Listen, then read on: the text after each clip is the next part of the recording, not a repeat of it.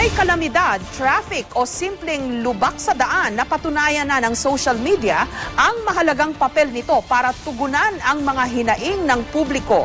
Sa pagsisiyasat ng GMA News Web, wala pang social media services ang ilang ahensya ng pamahalaan.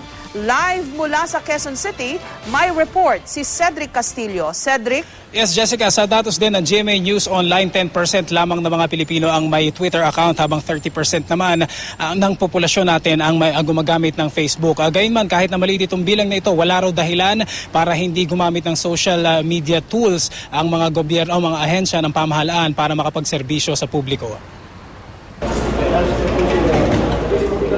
Mag-aalas 5 ng hapon habang pasimula na ang rush hour. Isang tweet ang pumasok sa account ng MMDA para magtanong sa kondisyon ng EDSA. Pagkabasa ng operator, isang sulyap sa mga monitor ng traffic, sabay type ng sagot. Wala pang isang minuto, naasistihan na raw nila ang nag-tweet na motorista. Sir, importante po sa mga commuter natin na masagot kaagad namin yung mga tanong nila kasi yung iba sa kanila nagmamadali talaga. Gano'ng kagaan yung naging trabaho nyo na nagkaroon ng Twitter? Sir, kasi itong Twitter na to, ang kailangan lang naman ito, internet connection at mas marami itong natutulungan.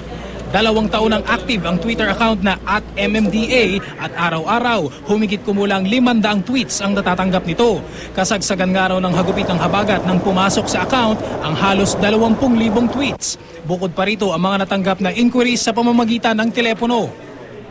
Kahit naman daw hanggang ngayon, effective pa rin itong hotline 136 ng MMDA. Yun nga lang daw hanggang 5 callers na sabay-sabay ang kaya nilang serbisyon. Ibig sabihin, pag di ka umabot, i-hold ka muna nila bago ka makapagtanong. Ang pinagkaiba dito sa may Twitter team ng MMDA, kahit ilang daan pa raw na magtanong dyan, basta i-tweet mo lang yung tanong mo, maghihintay ka na lang ng sagot. Sa pagmamonitor ng GMA News Online sa websites ng iba't ibang government agencies ng Pilipinas, hindi na rin naman daw nagpapahuli ang mga ito kumpara sa mas mayayamang bansa gaya ng US. Yun nga lang, kulang daw tayo sa pangkalahatang regulasyon sa pagpapatakbo ng websites. Katunayan, hindi raw lahat ng government websites may kaakibat na social media services gaya ng Twitter at Facebook. It offers a wealth of information about what's happening. Diba? It tells you, kumari yun, example yun na, kumain ako ng itlog this morning. If I'm just one person, that probably doesn't matter much. But if I say, sumakit yung tiyan ko this morning, and then everyone in a certain area said the same thing, then it raises an alarm. Ang lubak to normal Twitter account nga ng DPWH, binaha agad ng tweet ng ilunsad sa publiko matapos ukain ng hagupit ng habagat ang maraming kalsada sa Metro Manila. Maging ang reklamo sa local roads na hindi daw sakop ng DPWH, tinweet rin ng publiko. Malaki ang naitulong niya doon sa monitoring namin. Kasi hindi lang kami ang nakakapansin yan, pati yung publiko. So malaking bagay yan. Nakikita nila yung mga hindi napapansin ng mga taga-opisina. Nito lamang nakarang linggo sa pagyanig ng lupa sa bahaging Visayas, napuna rin ang kawalan ng social media tools ng PHIVOLCS. Mismong si Budget Secretary Florencio Abad nga, iminungkahi sa Supreme Court ang pagpapatibay ng online presence ng institusyon.